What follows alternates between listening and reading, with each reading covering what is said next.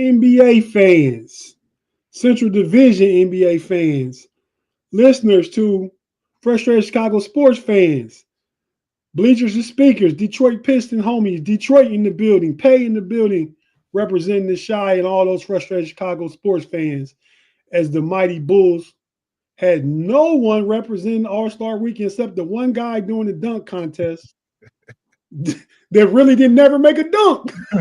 So that is one guy representing the Bulls. Except the one guy, yeah. If you want to claim that repping, yeah, he was there. He was there. Absolutely right. Absolutely right. But fellas, man, what's happening? We got B Foss in the building. Come to you first, B Foss. What's up, man? I'm all right, man. I'm ready for the actual, real games to get back, man. All-Star game always is a drag to me, but yeah, it's been a drag about the last 10, 15 years. Definitely, I agree with you. But June, what's happening, man? What's up with you, bro? I'm like Foster, man. I'm ready for Friday. That's when the Pistons resume play. I don't recall a break being like this long after the All-Star break, but hey. It's been this long. You just ain't been anxious to get back to basketball these last few years. It's been a long time. That's valid. That's valid. Right. It's been a long time since, yeah. Right. So now, 2018. Now you like, let's get to this last third of the season, make this last playoff push. Yeah, for sure. So it seemed like, man, it's taking a long time to get to the next game. I agree with you, though. And Pay, the homie, what's happening, Pay? What's up with you, man? I'm chilling. I enjoyed my weekend. We had a lot of good sports to talk about, a lot of things happening in the zeitgeist. I don't know about anybody else, but All-Star Weekend don't drag for me. I'm sorry, say the last part again. All-Star Weekend don't drag for me. A lot of good stuff to talk about. And I think it's because of how it's situated. Like, it was really the only thing on TV in the evening last night as far as sports go. I mean, we had college basketball and some of the women's games were really good yesterday early, but when you got across that 6 o'clock hour, man, it's like, man, I'm watching the All-Star game. I did a podcast yesterday to know it all. Some people said they weren't watching. I said, man, it's the only thing related to sports that I know on TV. I'm watching it. There was nothing else sports-wise to watch yesterday. Right. Yeah. So that's what it was for me, man. So, well, let's go around the horn. What you guys think about All-Star Weekend as a whole in totality? Then we'll itemize and individualize each thing Friday night, Saturday night to Sunday. So, Pay, wasn't a drag for you. So the whole All-Star Weekend, how was it? What'd you think of it? The All-Star Weekend is about the same for me as always. There's the Saturday, there's the Friday, which I'm never around to catch. I haven't seen a celebrity basketball game from the All-Star Weekend in probably 15 years. I'm always doing something else on Friday night, and I'm like, dang, I forgot about this. And I hate that. I always want to check it out, see who it is, even though at this point in my life, I have no idea who's playing in these games. And that's okay. That's okay. I'm fine with that. All-Star Saturday. He did it again. Mr. Mac. They might as well just go ahead and rename the dunk contest after Mac McClung. And I got a question. And I've got a question for everybody involving the dunk contest later, but I'll get to that at another point. Dunk contest went as you figured it would go. Mates from the Bulls, his dunk array left a lot to be desired. He's a long and very athletic hooper, and all he did was drop steps. I don't understand what kind of I don't know what kind of planning that was. That was curious, but he's a young guy. So, I mean, hopefully he'll get another shot again. He comes back better.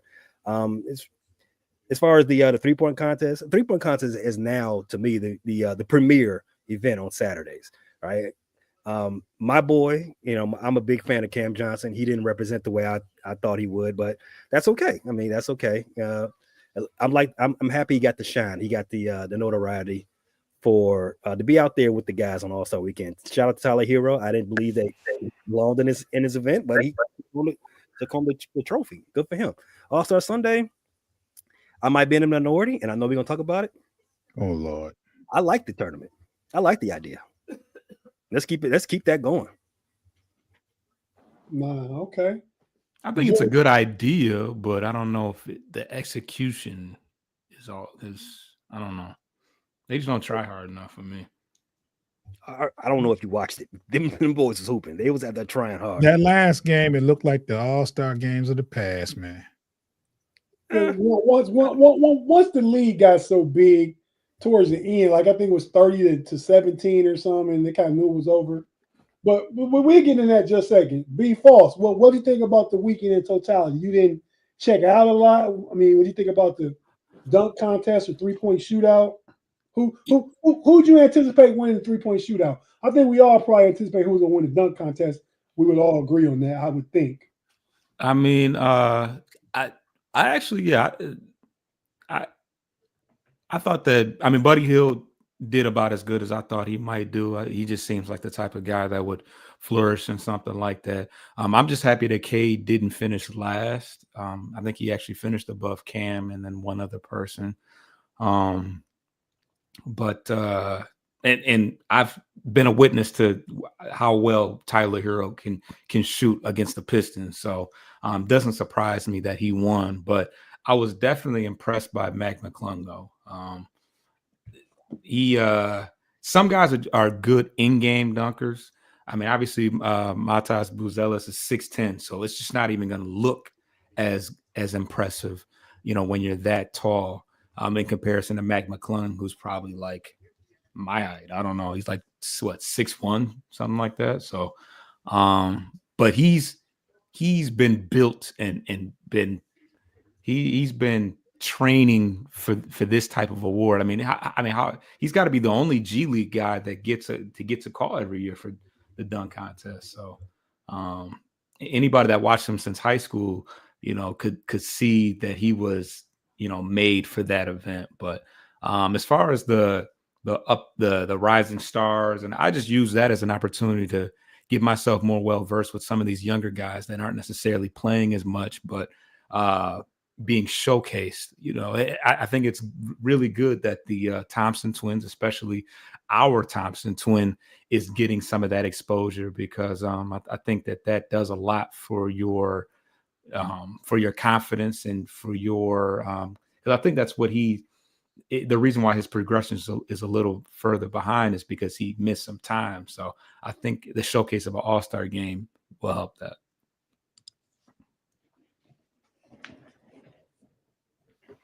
Okay. June, your thoughts real quick on the weekend, man. Then we'll get into, kind of some of the specifics of it all. Well, for the most part, I only saw the 3-point challenge. I saw the dunk contest, and I saw about half of the All-Star games last night. Yeah. But I can say that, for one, with the dunk contest, that was Matt McClung probably had the most exciting, redundant dunks I've ever seen. Like, they were all from some guy holding the ball like this every dunk, but they were very impressive. Yeah, over a car. It was very impressive. He was spinning though, my nigga. He was spinning. Yeah, it was the same thing, but it was very impressive. So I did enjoy watching, some of the dunks. The 3-point challenge is one of my favorite. I still love that from back in the day, and it held serve. I thought I got scared when Garland had 31 in the first round. I was like, whoa.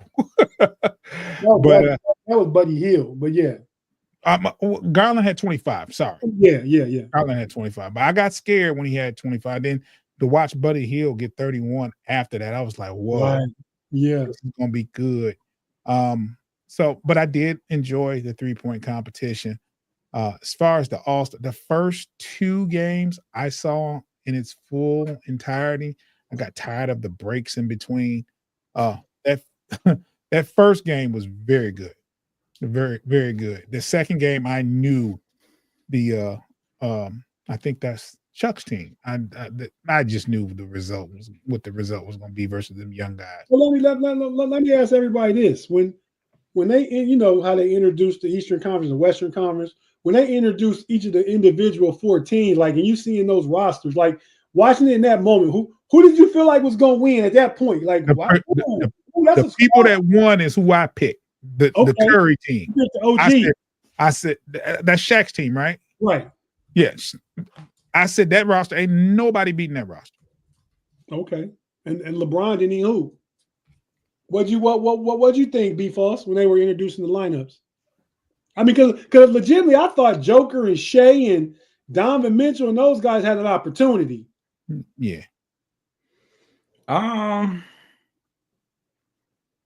Yeah, because that was the international. Was that? Oh no, Yeah, I guess that was yeah, that's the international. Or well, I guess not all of them, but that was Charles' team, right? No, that was Charles' team, the international. Yeah, but Donovan Mitchell and Trae Young was on that team too, right?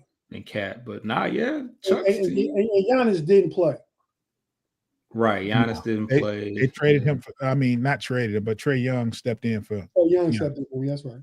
Yeah, Chuck's team was a solid. Chuck's team was a solid team right there. Team. That was Kenny's team, though. That was Chuck's team. That was Chuck's team. Yeah. They ended up beating. They won the first game. They beat Kenny's team. Right. Yeah. I thought Kenny's team. Come to you, Pay. I thought Kenny's team would have performed better because I would have picked one of my favorites to win MVP. Would have been Ant-Man had he played. He had something with his groin or something at game time. He didn't play because I just think his mentality would have been well suited for just going at cats in a tournament like that. You know what I mean? Yeah. He all about the smoke. You know what I mean? Like he said last year when you have the playoff game, I'm trying to kill everything in front of me, and I think he's gonna come up with that mentality had he played, which would have gave Kenny's team more of an opportunity. What do you think about the rosters, Pay? Like when you saw them getting introduced?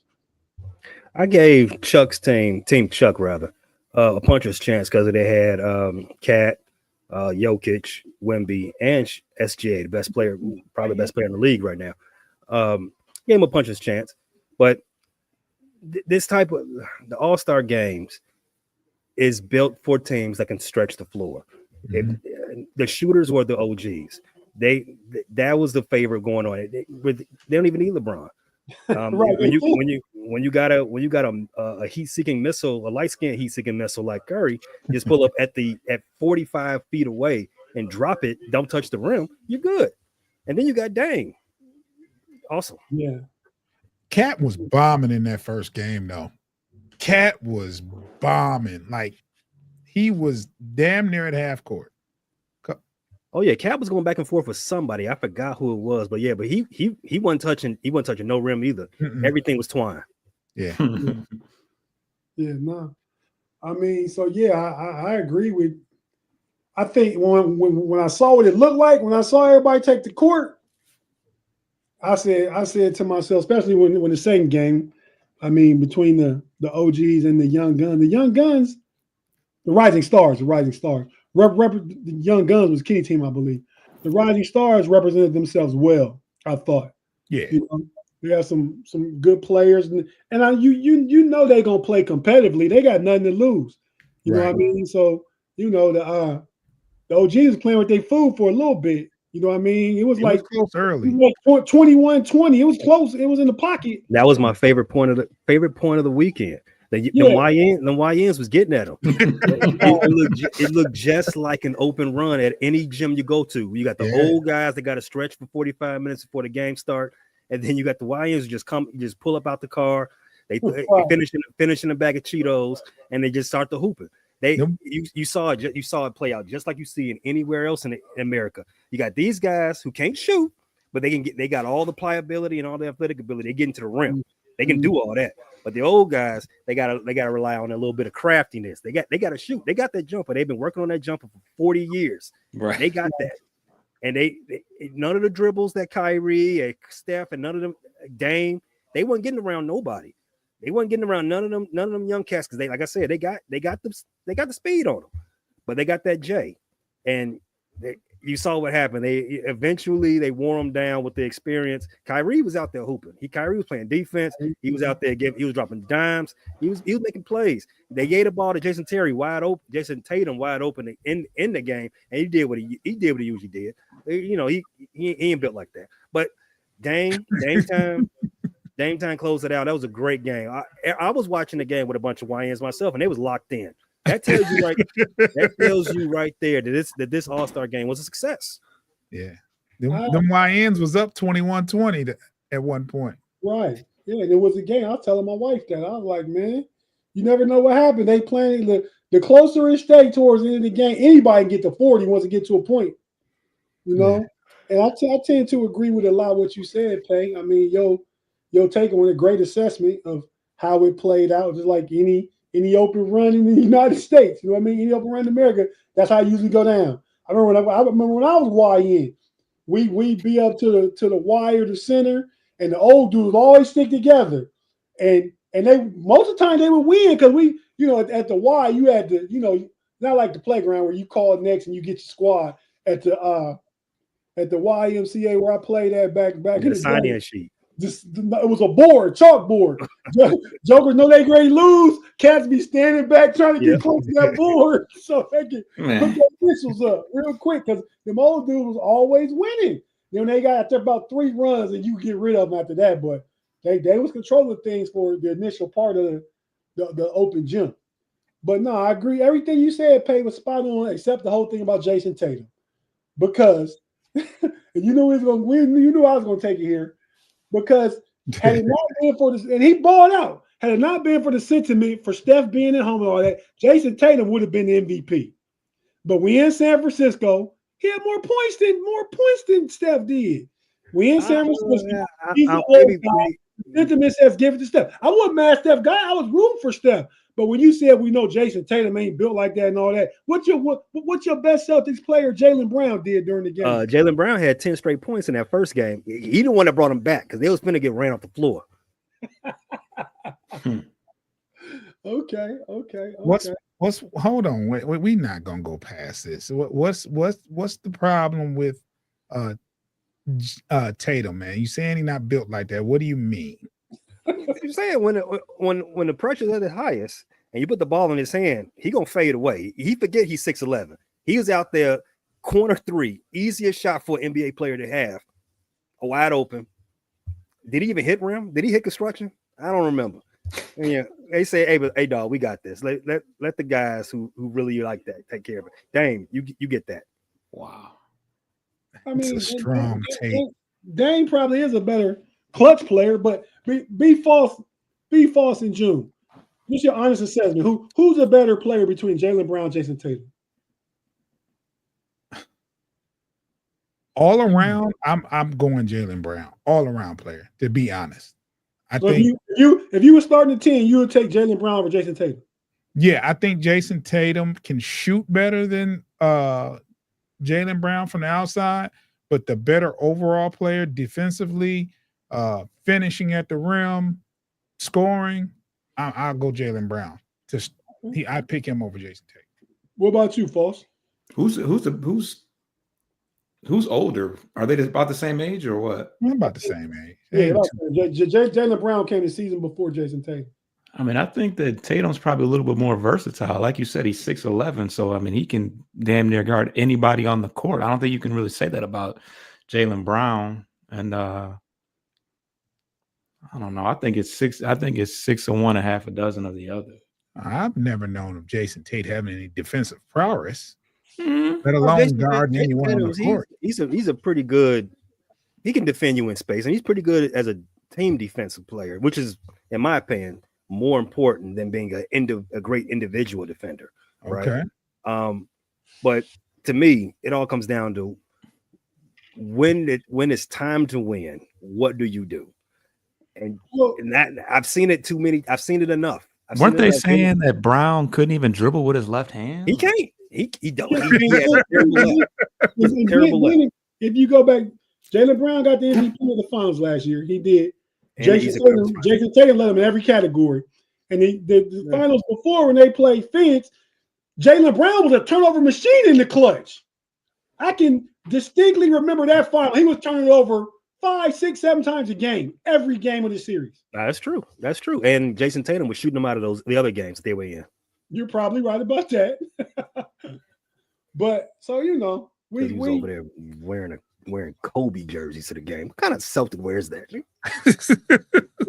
Come on, Miss Kobe, bro. Come on, bro. He's a fallen soldier. Wasn't he texting him before the game? And it's like, he's a nerd. That's exactly what he was doing. Wow. I mean, that's pretty weird. But it's different. But it's paying homage to Kobe. I mean, Kobe was like a big homie to him. You know what I mean? Took him under his wing and all that. I mean, so he. Hey, you gotta relax. Hey, you gotta homie. Dork. It's weird, man. You text it. I mean, the man phone off. All right, stop texting. Stop texting him, like, and he's only texting him for us to know. Like, Right. Yeah, that makes it even worse. Yeah, Hey, you gotta relax. Much different than some of the stuff KD do. But you have to relax, bro. Have some decorum, man. I agree with you, June. But so what do you guys think about the entertainment and the broadcast, like TNT's last All-Star game? So overall, from a TV value perspective, how'd you see the game? Did you think they done it well? Did you think it was entertainment was too much all over the place, like made a big gap in between when they acknowledged TNT and paid tribute to them and kind of froze the game out for like 15, 20 minutes? And like Pace said, the old dudes, they don't need that, right? They don't want to go off the court and get cold after waiting 15, 20 minutes and have to get back out there. What do you guys think about the production of it all? So, and this is where the diverging conversation happens. A lot of people in my age range and older, they tuned out of the All-Star game because of everything you just said. And I try to explain to them, it's not for you, right? You look at Lollapalooza, Rolling Loud, or any concerts going on, any major concert happening right now.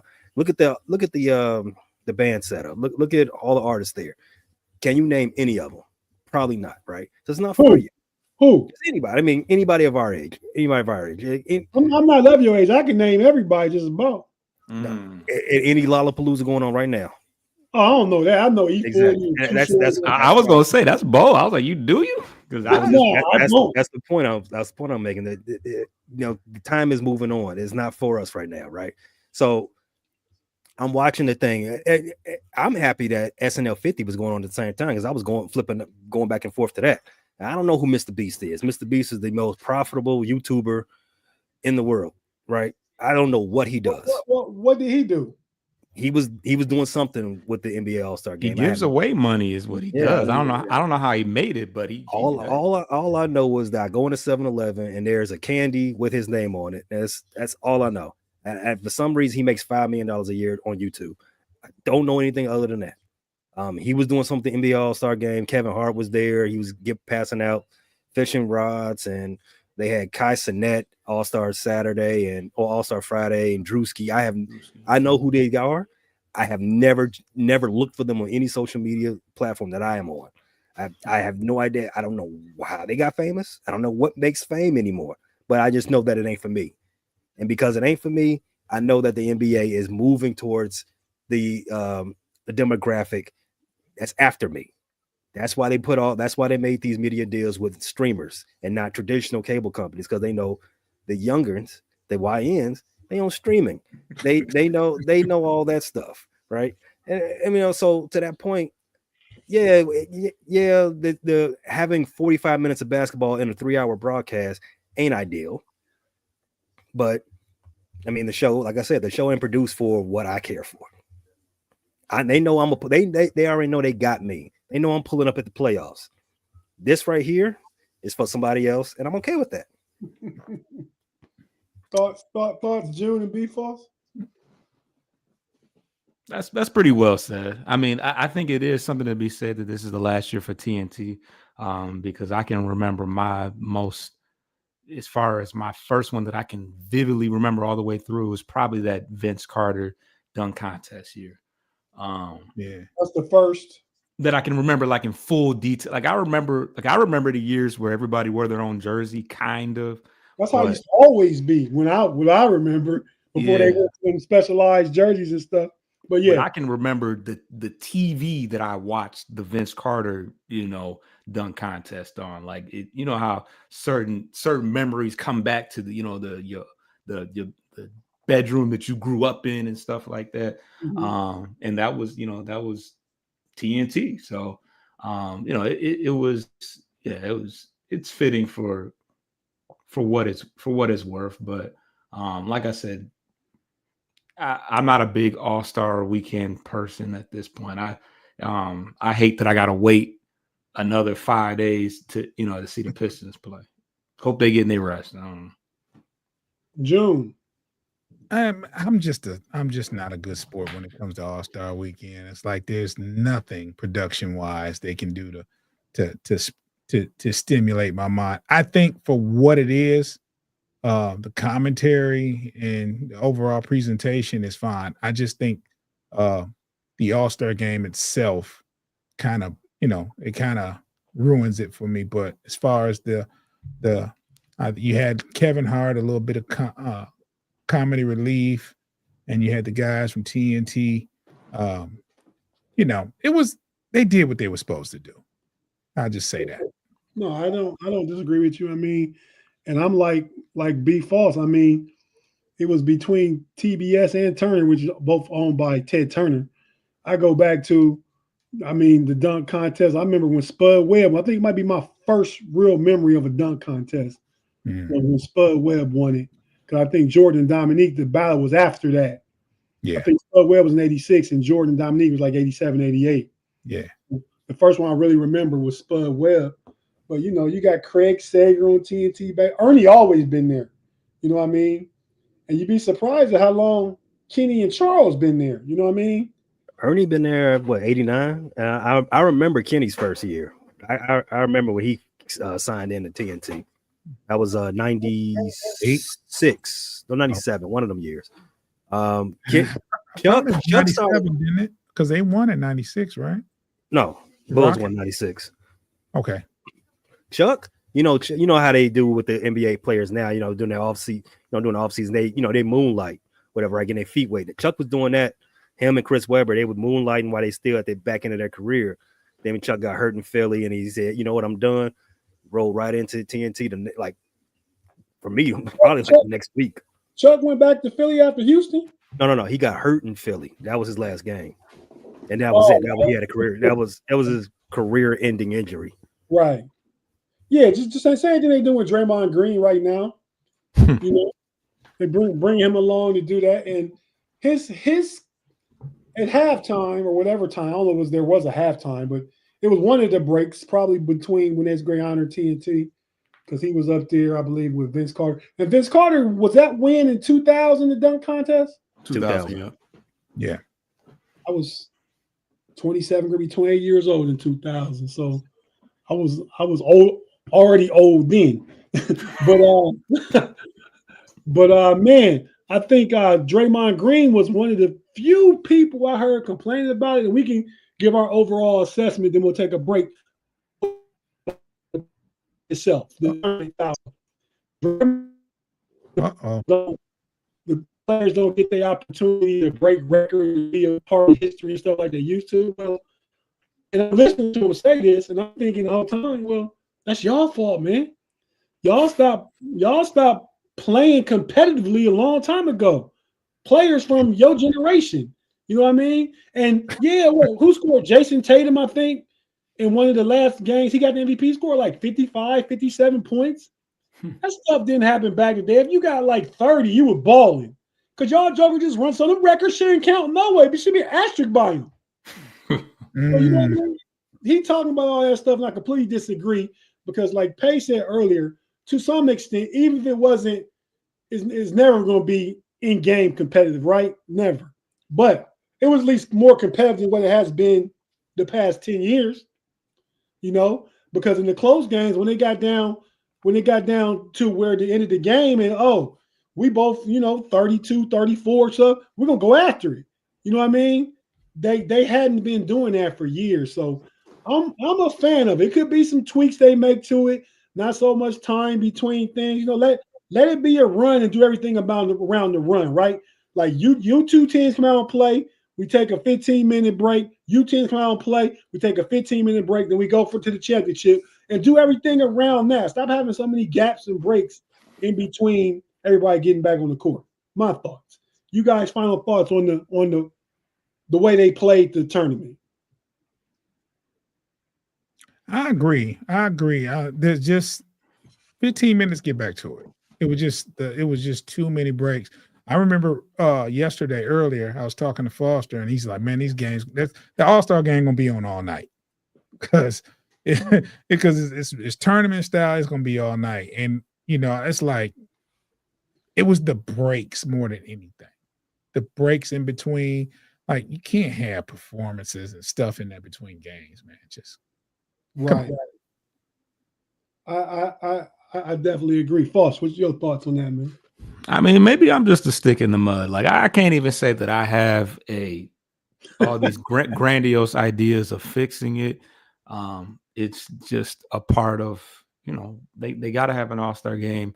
They're not going to play super hard just for the simple fact that you want everybody to leave the game healthy and ready for the rest of the regular season. So I do like the fact that they're letting some of those they're giving the opportunity for some of those younger guys to go head to head. Yeah, there's buy-in there because you want to, because what if Asar Thompson and them beat somebody from that from that higher class? Like that would be the ultimate. Certainly those OGs don't want to lose to guys like that. So So yeah, I think they're doing their best they can. It goes back to the players though. If all the players, like you see how all the players now they want to do the dunk contest, John Moran, whoever, and I'm glad John came out and said that though. They tired of the little dudes that don't ever get no tick in the NBA coming in and winning all the dunk contests. Because at one time, all the greatest players did it. Kobe, Jordan, Julius Erving, like that used to be the top players. Kobe wasn't a great when he did it. Kobe was exactly Kobe was exactly what Mac McClung is now when he did it. But McClung ain't that's crazy. Not Mac McClung. Come on, Kobe was not playing. Kobe was coming off the bench getting like 15 minutes a game.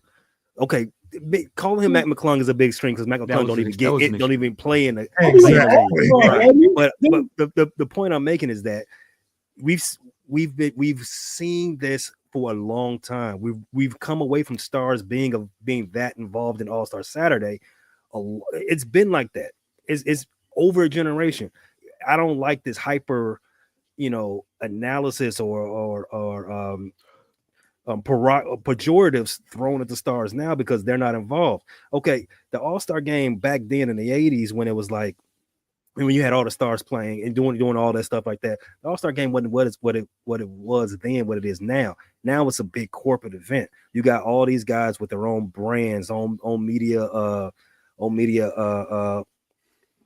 entanglements and all this stuff like that. You got everyone's got their own parties going on. They got their own things they got doing also on Fridays and Saturdays. Then you got that you already talked about. You got the old guys that got to warm up a certain way. Every athlete warms up a particular way. All that's certainly part of you hit a lot of nails on the head. I would disagree with Mac McClung has won 3 years in a row, right? Hmm.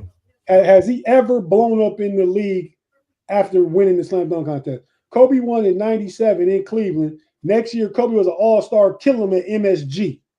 He was an all-star voter. He was voted into the all-star game. He wasn't an all-star player. There's a difference. He was voted into the all-star game because he had remember, Matt, this is the greater comparison between Matt McClung and Kobe. They were more popular than they were basketball players. Matt McClung, he is a viral sensation. Kobe was going on prom with Brandy before he was in the league. That's true. There's a through line between the two. right? I'd more put Matt McClung with Jeremy Lin, but go ahead. Jeremy Lin was the man. I don't see that comparison at all. Okay, well, I mean, just two guys out of nowhere that showed up and got big for a minute. That's all. But Jeremy Lin did it in the league. Exactly. Matt And McClung don't play. Kobe ain't. I mean, McClung ain't done nothing in the league. Yeah, but Jeremy Lin has. But Kobe has. You can't. No. You compared Lin to McClung. Right. I'm saying you comparing Kobe to McClung, and Kobe has done a lot in the league. From a famous standpoint, at that point in their career, Kobe was more famous than he was as a basketball player. But my more so my point was that the dunk contest, performing well in the dunk contest kind of stamps you. Now, is Matt McClung going to be a star point guard later on the line? No, but participating at least once tends to stamp the rest of your resume in a sense, or it did at one time. Not so much. LeBron's never done it, so obviously that nixes all that. Will we say that Kenny Skywalker's slam dunk contest win was the biggest moment of his career? I'd say it was. Yeah. I mean, so you got if you don't include Kentucky, yeah. Right. He was the man at Kentucky. I don't know. It's interesting. Still, Larry Bird and Steph is the best 2 3-point shoot contest winners I've ever seen. And there's been a lot of winners, a lot of great shooters. But those guys just stand out because, and I think with shooting, not so much with dunking, is you can do it over time, right? Like, I mean, Larry Bird was killing. Larry Bird, like they say, come to the locker room and say, which one of you guys ready to get second place? You know what I mean? That's how Larry Bird was rolling. Yeah.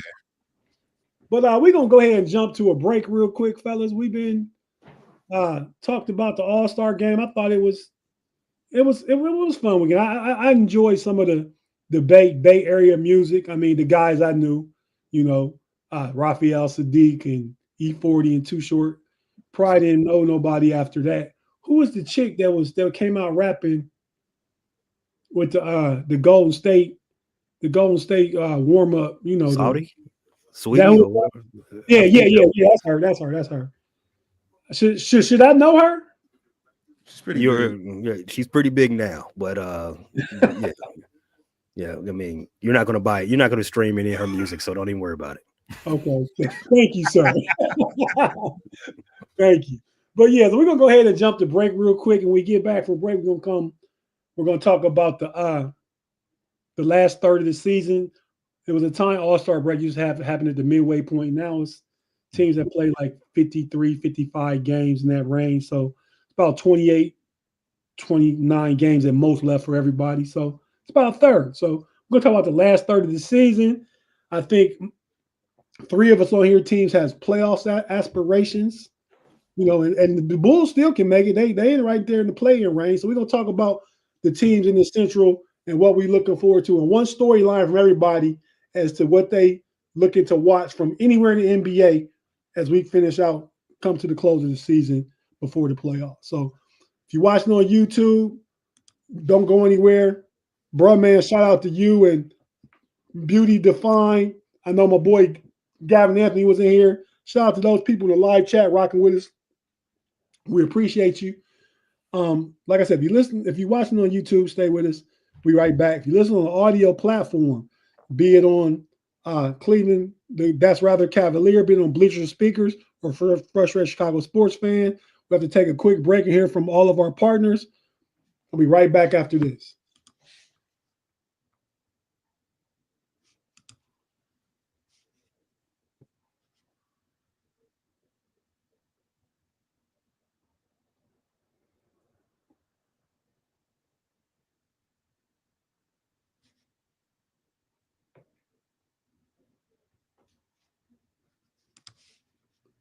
And we're back on the Central Division Showdown podcast. I'm here with the fellas from Bleachers Speakers. The homie B. Foss and June in the building with us. And the man, the myth, the legend, who no one knows what he really does.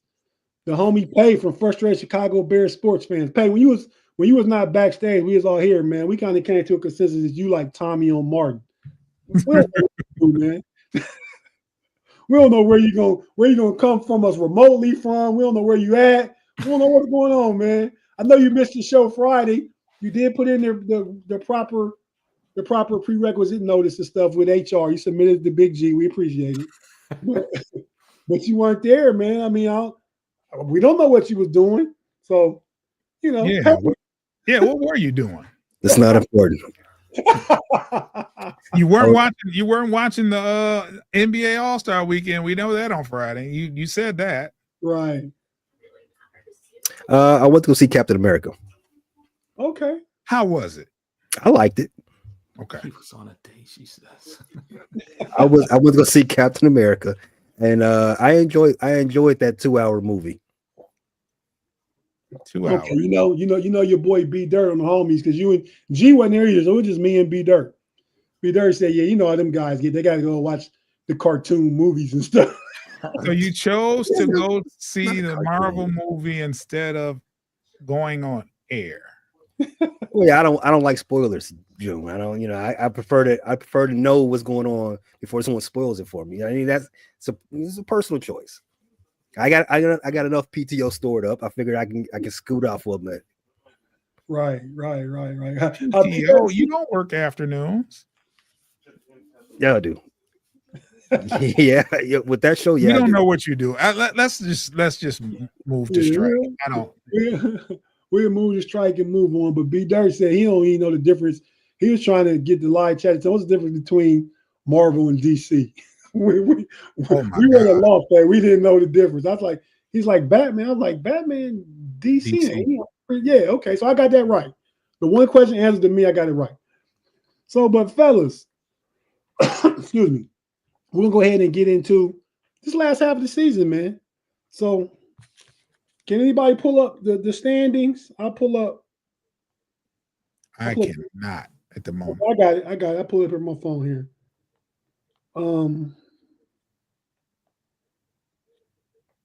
Okay, so going into the what is that about? There it is. Okay. So going into the second half, we'll start because 10 is the play-in point, right? Cut off for the play-in point. Seed 10. The Bulls are at 10 at 22 and 23. A game and a half up on the Sixers. The Heat are at 9, 25 and 28. The Hawks are at 8, 28, 26 and 29. The Magic are at 7, 27 and 29. The Pistons with a nice, comfortable lead over the Magic, 3 games, which will put them into the playoffs. No play-in as it stands right now. For the Pistons, 29 and 26. The Bucks, 29 and 24 in the fifth seed right now. The Pacers are 30 and 23 with the 4 seed as it stands. The Knicks are 36 and 18. The Celtics are 39 and 16, and the Cavs are 44 and 10. So, pay right now, the Bulls have a legitimate chance. They control their own destiny. So that's all you can want to do going into it. Not having to need anyone to lose in front of you. All you have to do is win your games, and you put yourself in position to be in the playoffs. The Pistons are in a really good place right there. 3 games up, out of the playing spot. If they play the same type of basketball they've been playing this first 2/3 of the season, they'll be locked into one of those top 6 spots where they can avoid the play-in. So, what do we think moving forward, fellas, about each of our teams? I'll go ahead and start with 10, Pay. That's the Bulls. What do you think? Do we want to see them make the play-in and have a chance, or are you focused more on the rebuild of what we're going to do in the offseason? Where are you at with that? What good comes from the Bulls making a 3rd consecutive play-in and going to the crib after losing to the Hawks once again? Or losing to the Heat once again. Whatever good comes from that is only a financial boon for Jerry and his cronies. The second biggest mafia in Chicago. Wow.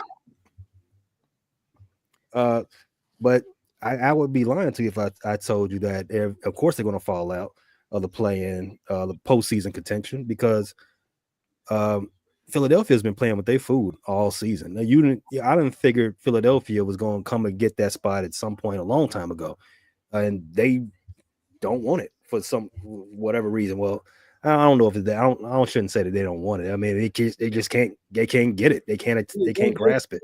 They're not good. Paul George scored 2 points the other day. Well, I've told y'all about Paul George. I ain't gonna go too far into that. Paul George is. Who are they counting on? You just think Embiid and Maxey gonna get him there?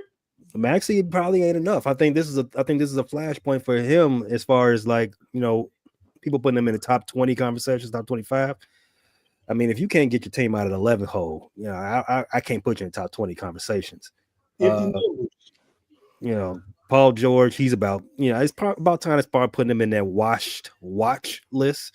Joel Embiid, he said he's going to be hurt for the rest of his career. He's been. Did he really say that? Is that a thing? Okay. Yeah. So the 76ers, they did something pretty funny. The weekend going into the Super Bowl, they had that little news dump. Well, Joel Embiid came out and said, "Yeah, I'm gonna need another surgery at the end of this season, and I'll probably be hurt for the rest of my career." And no one paid attention to it because of the Super Bowl. I was like, "Okay, I see how you coming off I see how you coming, Philly. I'm not mad at you. You definitely want to dump the bad news in with the good news, right? So no one pays attention to the bad. But I don't think Philly's got it. I don't think Philly's going to come and snatch that piece. But I don't think equally don't think the Bulls want. You went a little too far with No, that. Diddy. You got to chill. Come to snatch that piece? That piece was kind of. Oh boy. I have no idea. I have no recollection what I said. Okay, go ahead and finish, man, because you was No, I just said that I don't think Philly got enough to come grab that 10th spot or whatever spot or whatever. I don't think the Bulls equally. I don't think they want it or have any desire to keep it or even have any good. They're tied with Philly, who was a game in front of the Nets. Yeah, can the Nets pass Philly? No, the Nets are not going anywhere. The Nets are actively they're actually good at what they do. They're good at losing. They're not going to make the postseason at all. I say that definitively. Now the Bulls and the Sixers, I'm not sure. So you saying no plan for the Nets? No. The Nets are looking ahead. Okay, I think they really are, but it's so bad at 9-10, they could actually get in, not even trying. Nah, I don't know about that. Nah, the Nets. You're right; they're tied with Philadelphia, but being 15 games out, I'm not putting any. I mean, 15 games under. I'm not putting any sauce on any team that with that type of record. Eventually, I'm figuring like most Bulls fans would eventually prefer the Bulls to lose every game remaining and go ahead and get their better odds to tank, get a higher draft pick. Now that they have their draft pick returned back to them from San Antonio, that would be the better way forward for them. And draft that boy from Duke? Whomever. If they draft another guy from Duke, so be it. I mean, it's never worked out for them, but we'll see what happens. Well, any building piece, any building block would be a step in the right direction, a step in a better direction for this team. What they had built at first was not working, and they tore that down. They sent Zach on his way. If I don't think Gucci Man would be on this team come August. I think they're going to figure out a new home for him as well. But I think the plan now is to make a new era for this team, led by new players, Kobe White and some others, Lonzo Ball and some other players. But the old Matas Buzelis, he's probably the one guy, if you believe what Kendall Gale and Paul George, who's better at talking about basketball than playing basketball nowadays. If you believe what they say, podcast P, not playoff P. If you believe what that they're saying, that Matas is that guy, you want to clear the runway for him, even though you probably don't fly when you need to. Okay, now I like the Bulls, the rebuild aspect of it. Do you think Lonzo Ball is part of that, or Lonzo Ball they gave him that new deal just to spread some money out and have a potential trade piece next season or an off season? Well, I don't think the contract. I think the second year is an option, so it's up there, right? I mean, they have some flexibility to move him next year if they necessarily need to, but with that same flexibility, they can continue to have him as a culture guy, as a culture setter, as something like that. Someone who can be a stable mind for the backcourt at least. So they can go either way with that one. Okay. Yeah, no, I mean, I like Lonzo. I like what he brings. Okay, so man, B Falls in June. Pistons playing some good basketball right now. Like we said, currently in the sixth spot, holding strong with the playoff position right now. So what do we see for them this last third of the season? Like we with the trade for Schroeder and guys potentially getting healthy, having a good 10 days off. I mean, what do you guys see moving forward? Who do they come back against this Friday? We got we got a nice little string of games coming up. We got the Spurs, Hawks, Clippers, Celtics, and Nuggets. That's the next 5. Spurs, Hawks, Clippers, and Celtics. And then Nuggets last. That's a tough stretch, at least minus the Hawks. The Hawks have played us really tough. Hawks had that buzzer beater on us that right before our 4-game winning streak. The Hawks had one of the back-breaking buzzer beaters. Okay, so you guys' thoughts overall, like what are you looking to see? Where's growth need to happen with this team? And basically, what do they have to do to make the playoffs? Well, what's their current record, the Pistons? 29-26. Yeah. So 55 games, got 27 games left? Yes.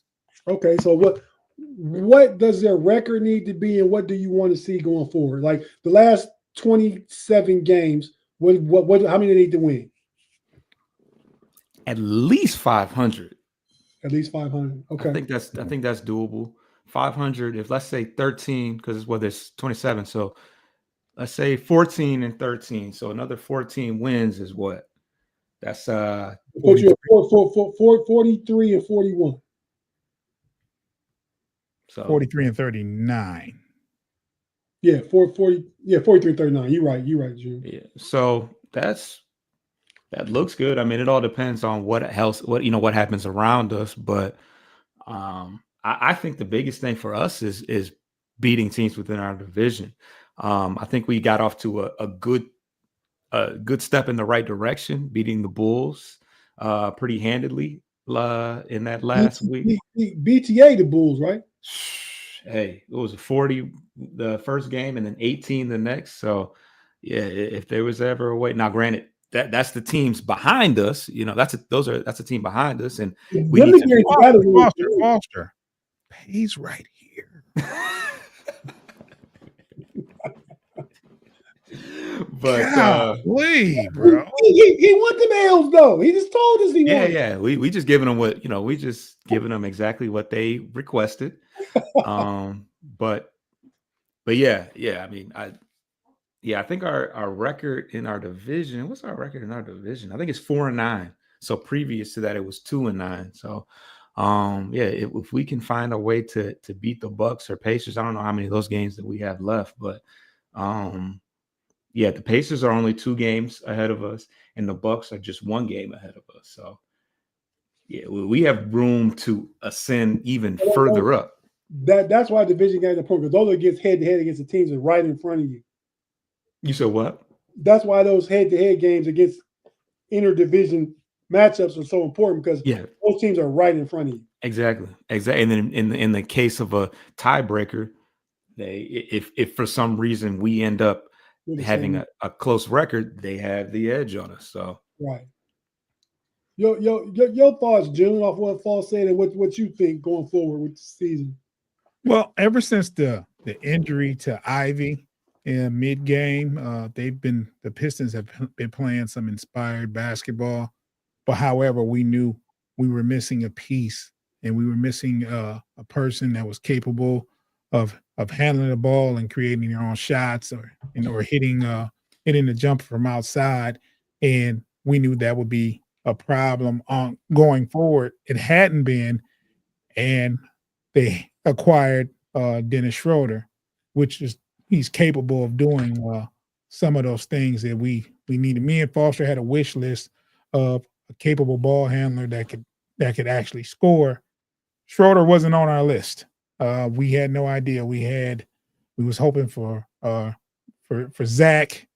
We was hoping for McCollum. We was hoping for someone else, and Schroeder kind of fell in our laps. And hopefully, going forward, he can get more acclimated. I think he's enjoying the team chemistry, and that's a big thing that's going on in the locker room is the team chemistry. And if Malik Beasley keeps on hitting shots, and Cade keep doing what he's doing, and we getting the getting the play out of Duran that we've been getting, and also Thompson has contributed immensely the past few games. If we can keep this up, I think 14 out of these last 27 games is not asking a lot. So I think it's very feasible going forward. I think the Pistons would definitely win 40-something games this year. That was not what me and Foster predicted at the beginning of the season. We was hoping to get at least 28. We're at 29 now, so it's looking good. Did you guys throw any money on the over under? No. Okay. No, we did not. I know I didn't. Ain't no telling what Foster did. I don't know what Foster does for a living either. Okay, so don't feel bad, bro. I know he has a lot of money, and I hope the feds aren't watching. That's all I'm going to say. B False in the building. That's all we know is as B False. We don't know what his real name is and nothing. Don't even trip, False. The federal government getting downsized as we speak. So if they are watching, they can't come get us. I'm out here in DC. My sister worked for the government, and a lot of people that she know, and I know some of them that jobs have been eliminated. I had some of her friends that I know that got sent back from U.S. aid. Yeah, USA that were somewhere in Botswana and the Dominican Republic doing the Lord's work. Trump said, "Send them boys home." like this was last week at the beginning of the week. They out of there Saturday, so no notice, no nothing. Like it's Monday, we telling you your job gonna be eliminated. Saturday, you go home. So yeah, I know people that work for the VA hospitals, and all of them got options to resign. Like we thought it was going to be like not so soon or not a thing, but everybody that I know that works at not the nurses, but not the nurses and doctors, of course, but the support staff, they all got, you can resign, buy out if you like, because they're gonna eventually believe they're gonna get their jobs eliminated. So you hear that, Foster? If there was ever a time to run off the plug, it's now. Right. No doubt. Holla at him, Foss. But yeah, man. So all right, well, yeah, I think that's doable for the Pistons. I mean, I'd even like them to see such a small window of games, 27 games. I mean, a 17-10 out of the question if you win the games you're supposed to win, and half the games that are tough, right? You go 500 tough games and win the game you're supposed to win, and that 14-13 can turn to 17-10. You could be like 45, 46 wins. So that would be nice, man. I can potentially see that the way JB got them boys playing defense. Let me ask you this, Tate. Let's say that happens, right? Mm-hmm. They win 17 out of 10. Is JB Bickerstaff coach of the year? He gets a lot of consideration, but I mean, considering. I mean, this is not my bias, though. I think Kenny Atkinson knowing what he's done with the okay, let me rephrase the question. And filling in for what JB left last year. Let me rephrase which is a great team already. Right. Let's rephrase the question. Outside of your team, okay. Outside of your coach, is he coach of the year? He's definitely a top three. Definitely a top three. Where expectations were coming into the season and where he could potentially take them if they do that, I think you got to put him up there. I mean, and OKC's coach, like we not he had it last year, right? We not worried about him. That's expected. And the only reason I'm saying my coach is because the teams, the coaches, even your own coach, they had winning records last year, and the expectation going forward were where they're at now. Nobody expected Cleveland to be 44-10. Not saying that. We did expect a good Cleveland team, though. Yeah, we did. The over under in them was 48. So still very much exceeding expectations. Yes, absolutely. And the fact that you said your coach, talking about the Cavs coach, the fact that he took the team that JB had last year and exceeding that would put him over JB to me right there. That those when you match them up directly and say they the top two to get it, he'd have to get it because JB coached his team last year and then coached as well. No pieces really changed. I mean, we had a record bad team last year, though. Like 14-68, bro. Yeah, that okay. So it's that's my argument. It's a lot of credence to that. And we got to see what Mr. Atkinson does in the playoffs. If they just bomb out in the playoffs, I don't think it means nothing. I'm sorry, but I've watched these, and it pains me to say it. I've watched these guys play. They got it. Like, they are good. Well, that's perfect segue. We need to jump in real quick to the Cavs, man. This second half of the season, we come back Thursday evening, and we got a tough weekend, Thursday, Friday, Sunday. We got a back-to-back on Thursday, Friday against Brooklyn. Thursday against the Knicks on Friday. That Knicks game, and then the Grizzlies on Sunday. So those games will tell a lot. It should come out the break and beat Brooklyn, and they shouldn't have to use a lot of gas. I mean, they should be able to save some of that for that back-to-back when they come home and play New York. Mm-hmm. So I'm anticipating seeing that game, and that will tell me a lot moving forward because New York punked them boys out the playoffs a couple years ago, like punked them out the playoffs, like bullied them. They weren't ready. So this is a measuring stick as we enter the second half of the season against the Knicks specifically, because the Knicks and Celtics are those teams in the East that are considered, viable contenders along with the Cavs. I mean, the Celtics the favorite, but so the Cavs and Knicks are considered viable contenders, and the Cavs need to beat the Knicks, who are we play them 3 times for this season. We haven't played them at all this year. We played them once. I'm not sure, but yeah. So we play them Thursday. Then the Grizzlies Saturday. I think the Grizzlies are the second best record in the West. They're surprisingly good record-wise. Surprisingly good, consider what they were last year. I mean, does job mean that much, or the evolution of Jaren Jackson and a lot? I think they were all hurt last year. Yeah, they had a lot of like Bain, Marcus Smart. Their whole team was hurt last year. But G.G. Jackson was their best player for parts of in Kennard. So wow. I'm not that surprised. Yeah, they're doing really well though. And the job was suspended to begin the year, right? Yeah. And then he got hurt. So Ja played like 5 games or something crazy. Yeah, so acting like a YN.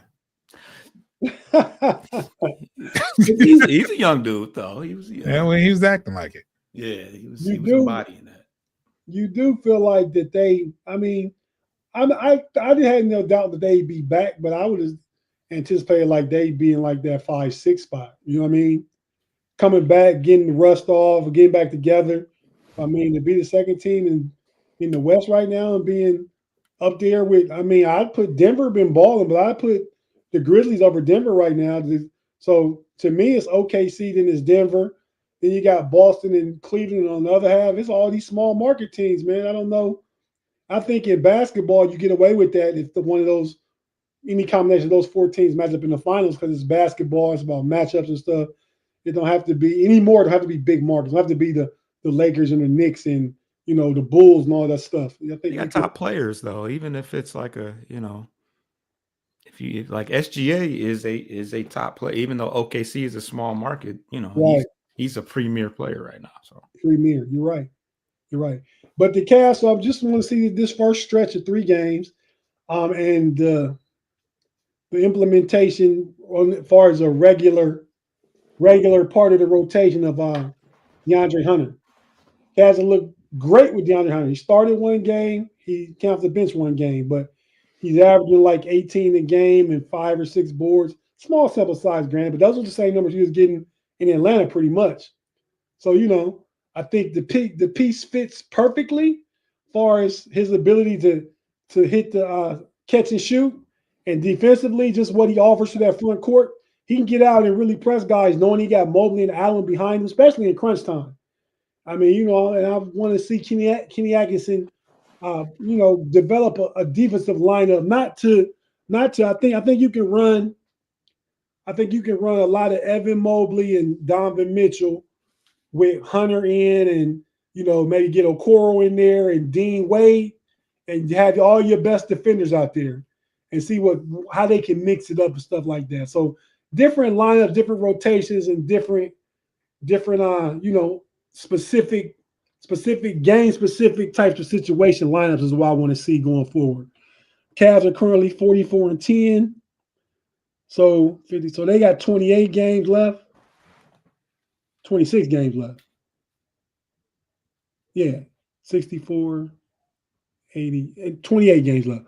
I see them going. I think they can get to 63 wins. That would be like 63-19. Maybe even better. They'd have to lose 9 games going forward. The schedule's a little tougher. So I'll put them at 64 wins. 64 and 18. That's where I'm at with that one. And just room for just hold on to the number 1 seed. You 5.5 games up with 28 to play. You see Boston one more time again. They currently have our 2-1 lead on us in the head-to-head this year. We tie them with that, so they don't have home court. I mean, they'll have the tiebreaker on us. And I like what I'm seeing as far as going forward. So work on some different, lineup specific situations, and just continue to mesh DeAndre Hunter. I like to see him start. Max Strus, I think, gives you more kick and punch off the bench, as far as when you bring him in with Ty Jerome and stuff. But there are so many players that they just I don't know that start matters. I mean, I think he's off to such a good start, DeAndre Hunter. Maybe he wants to finish the season, come off the bench, and maybe win that 6th man of the year. So we'll see. But fellas, with that being said, we got about to get out of here, man. Let's get some last takes before you go, and let everybody know where they can find you, man. Pay, you've been quiet for a while, man. You go ahead and go first, bro. I had a question for everybody. Go ahead with it. Dunk champion, dunk contest, Mount Rushmore. How does this sound? Vince Carter. Yes. Jason Richardson. Yes. Nate Robinson. Mac McClung. You got the GOAT and Vince Carter, and you got multi-time winners, Jason, Nate, and Mac. Jordan before Richardson and who else you say? Mac's got 3 straight. Nate's got 2 wins, and Jason got 2 wins. Levine? He's got 1 win. Just one? You can't just go off wins, because that's relative to who you're going against, man. I said dunk contest. Dunk contest. Jordan got 2. Does he have 2? Yeah. I would not put Nate over Jordan. I think Jordan have 2. I don't know about that. Let me look that up. But if Jordan's got 2, you definitely got to put him in there. Off the string, yeah, I mean, if you show up one time and like Kobe, like you guys say, you got 1. Brent Barry, they got wins, but Mac's got multiple. I mean, just throwing it out there. Who did Nate Robinson take on in the finals?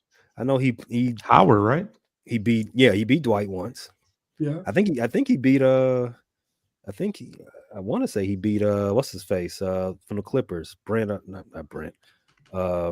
Miles no, played at Oklahoma. I'm blanking on his name right now. He used to date a Kardashian. Oh, who didn't? Yeah, facts. Ray J. Wait. You said Oklahoma and what team? He played for the Clippers. Blake Griffin? Yeah, Blake Griffin. I think he beat Blake once too. Yeah, I don't know. Yeah, that sounds right. That's the era. But McClung definitely makes it. He's probably the second best all time. He might even Nate won 3 times. Wow.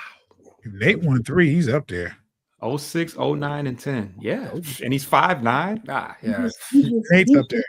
Nate's on that. Yeah. You might have a good argument with Nate and McClung, man. And shout out to Nate Robinson. He just underwent a kidney transplant himself. So shout out to Nate. Kidney recovery to you, sir, Mr. Slam Dunk champ. Yeah. You see how many Jordan got yet? They don't have it on his basketball reference. But 87 and 88. okay, he got two. Yeah. He wasn't supposed to win one of them over Dominique. I agree with that. I might agree with you there. I'd have to know who everybody Nate Robinson was when it went up against in the final, so I can remember if he should have won 3. Yeah, he got 3. He got 3. He's got 3 at under 5'10". So yeah, I'm not gonna hold him. So we penalizing dudes for being taller. Yeah, it looks better when it's a short guy, but we penalizing dudes for being taller and being. I'm penalizing guys. I'm being able to dunk, not defending their title. That's what I'm doing. I mean, being able to dunk at 5'9", period, is a pretty solid feat in itself, let alone to be exceptional. I will say this about one of Nate's titles. One of them is trash. That last one, garbage. He missed like 26 dunks in a row, and they still gave him like a 48 when he finally made it. That's 5'9". There you go.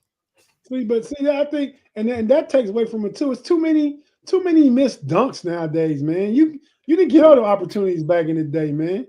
Leave Buzelis out of this. Back then they were doing like, oh, I cover my eyes when I D Brown, shout out D Brown. These guys are jumping over the top, the high part of the car now. But that's the evolution of dunk. If they never saw what these guys was doing before, then they wouldn't be doing what they're doing now. They keep pushing the envelope because they've seen what history has done and they need to go forward with it. My thoughts on that.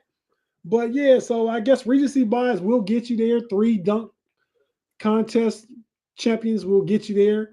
So is Steph the all-time greatest 3-point shooter? Has anybody? He's got 3 of them, right? Does he? I feel like he got 3, but if we well, I think it's undisputed as far as or the Chicago Bull, Craig Hodges. Craig Hodges was added on lock. Craig got 2. I think Larry got 2. Larry got 2. Okay, I think a lot of myth and legacy and stuff weighs in from their game on the court, weighs into those contests too. Yeah. How many has Karl Anthony Towns got? I think he just got 1, right? 7-footer. That's crazy. Wow. So we like the 7-footer that can shoot a 3, and we like the short guy that can dunk. See, I mean, it's pretty impressive to do that. Impressive. It is. Larry Bird has 3. Dame, Steph, and Jason Capono are all tied with 2 wins. Jason Capono, UCLA's own. Yeah. Gotta put Larry Bird up there. Yeah. Oh yeah, he's the GOAT. In the discussion. 86, 87, 88. And he called it shot. GOAT 3-point contest winner? Yeah, I probably agree. Yeah. Steph got 2? Mm-hmm. Okay. So is Steph the greatest 3-point shooter all the time because of volume and the rate at which 3-pointers are taken now? Gotta make them though. Can't just shoot them. He's the 3-point. He's because he hits them. And he's not spot up. He creates creating and pulling. I'm a huge Steph fan. I didn't like him back in his early days. I liked him when he's at Davidson, when he was a rookie. Then I felt like he got full of himself when he was starting to get good and they was beating Cleveland. He throwing his mouthpiece and all that stuff. Wasn't much of a fan. But now he's an OG. I love Steph's game and what he does for the game. You know what I mean? It's how people grow. It's the same thing with Kobe for me. I didn't like Kobe early on. A little spoiled crybaby and all that stuff. But then Kobe never stopped being a spoiled crybaby. Oh wow. Fellas, we about to get out of here before Pay got us all getting hate mail. Yeah. We'll get canceled right at the end. We'll get canceled because of Pay. All right, fellas. B Falls June. Say what you guys say. Where can we find you at? And what's next for you guys? You can find me and B Foster on Bleachers and Speakers on YouTube and all the for your audio fix, all the aggregators. You can find us Bleachers and Speakers FFSN and Post Game Podcast FFSN and Corner the Copa FFSN for baseball. You can check us out there. Make sure you download those episodes. Follow us so when we drop content like we will in a few minutes, you'll get an alert. Check us out. Nice. Yeah, and for myself, man, just watch the outro. It's Monday. I have a show Wednesday, Steel Curtain Network, Fans First Sports Network, the Pump Your Brakes podcast with my homie Big G and the Triple OG Shannon White. And Friday, provided he comes to work, shows up at work, there's no superhero movie going on. Got a podcast with Pay, the homies Friday night. Pay, Big G, and B Dirt will be in the building. And we'll just go from there. Go ahead, hit that like button, hit that subscribe button. We like to say get them algorithms up for all of our channels. So go ahead and get that up. And until next week's Central Division Showdown, we can talk about what our teams did over the weekend, get back into some regular basketball. We'll see you next week. Who hosting next week, guys? I'm trying to get the rotation right. Pat. All right, yeah. Be sure to tune in to Frustrated Chicago Sports Fan. I'm sure B False and June will be sharing on their channel. Yes. The speakers. I gotta get tutorials from Pay how to figure that out. Pay, you gotta show old guy how to do that. Until next week, we out. Peace. Mamba out.